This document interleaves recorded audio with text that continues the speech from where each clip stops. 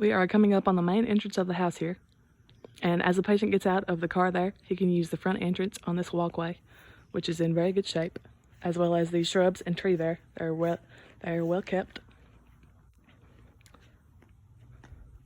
A little bit of a threshold here to get up onto the walkway though, so that's a little bit of a concern.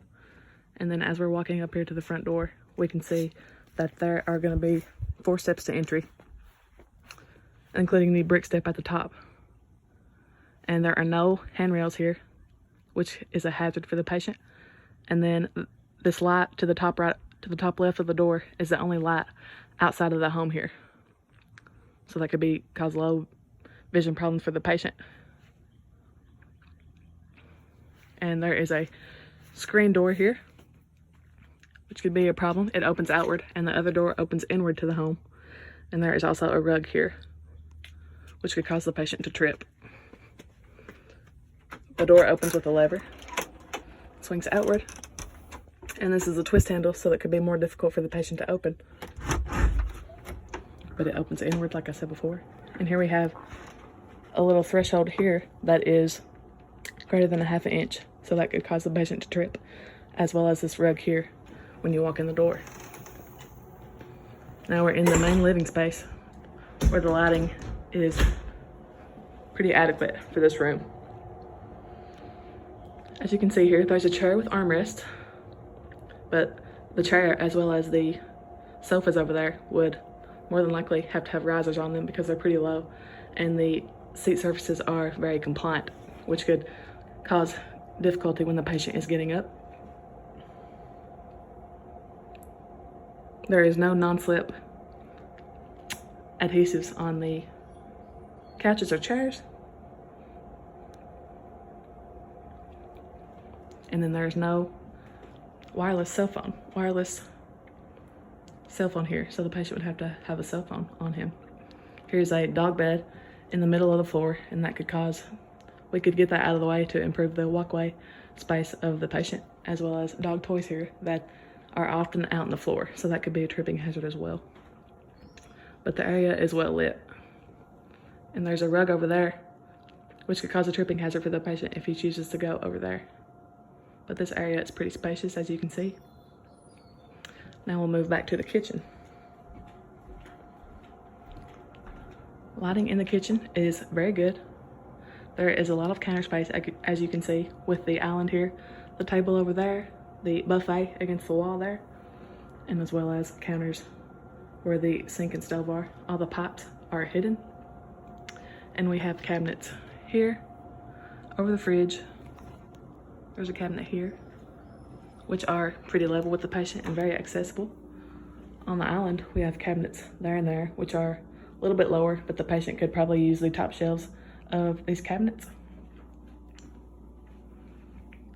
Same thing as here, the cabinets are a bit lower, so the patient would have to use the top shelves. But there's a lot of counter space on the top to store his items. This cabinet, and this cabinet will be the most ideal for the patient to use. Cabinets at the top are not really accessible for the patient at all. And for example, with this cabinet, it has a bit of depth, so it'll be difficult for the patient to reach really far back out of his base of support, and that could cause a tripping hazard, as well as with the cabinets up at the top there. But he should be able to use the bottom shelves. And all of the plumbing there is secure. And underneath the sink, counter height would be good for the patient, about waist level.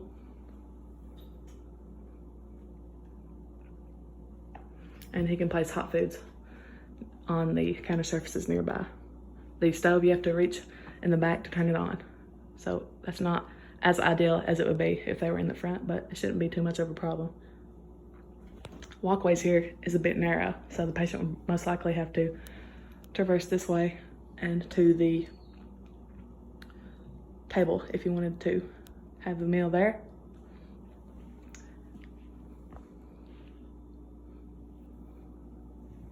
And we could get an extra chair and these stools out of the way to make it easier for him to travel through here. And now we're going to another entrance in the home. This doorway here is pretty narrow, and as well as all the other interior spaces of interior doorways of the home. There's a rug here, which could be a tripping hazard. And it's pretty narrow here to get into his laundry, so that could be a concern. But he has adequate shelving up here and here. That should be within his base of support to reach. And then here's another entryway with a twist handle that opens inward. And another little surface that could require a beveled threshold.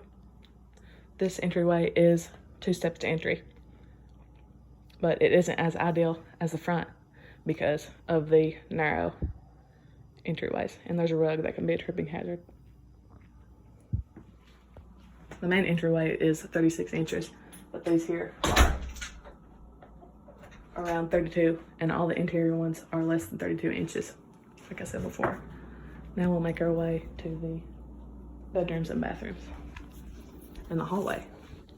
So the hallway has a little bit of low lighting, which could cause some vision problems, but the walkways are pretty wide and should be easily accessible for a walker.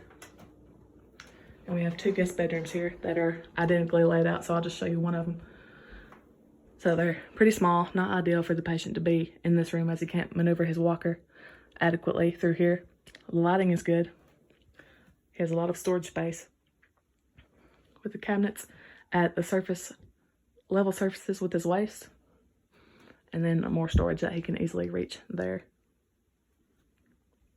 But no chair to sit down on with armrest, a rolly chair only. Now we'll move on to the guest bathroom here, which is a pretty narrow doorway, less than 30 inches and not ideal for his walker. There are 2 rugs inside that could be a tripping hazard. A lot of space there on the countertop for him to use, and as well as beneath him. The mirror height is at eye level, should be pretty adequate for him. And then we finally have a walk-in shower here with a handrail on the inside. Only one though, so that could be more helpful if there was another one on the wall side of the shower. But it's a sliding door, so that could be better for him than a door that opens. And then the toilet height is a little low, so that could be a concern. And the lighting here is adequate as there is lights over the mirror and above the shower there. Now we'll move on to the master bedroom. It's pretty spacious and open. There are no rugs in the master bedroom. This fan could be a little bit of a concern because it's not really stable on the countertop. We have storage there against the nightstand, more storage here.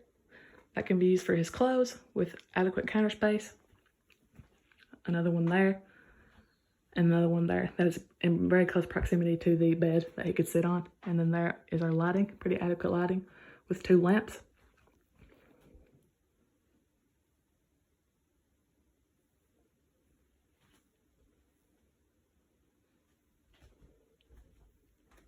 Now we're going into the master bathroom with a small threshold here that could cause him to trip.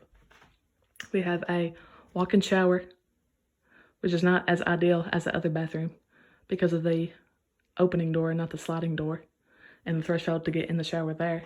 That could be a concern. This walk-in closet is extremely narrow, and the patient would be better off to put his clothes in where his bedroom is, because this door is like around 28 inches wide, 28 to 27 inches, but the lighting is good here. And then we have rugs here and here that could cause a tripping hazard, and a pretty narrow walkway between the shower and the toilet there. The toilet is pretty low, so that could be a concern for the patient getting up and down. And we have adequate counter space along the sinks.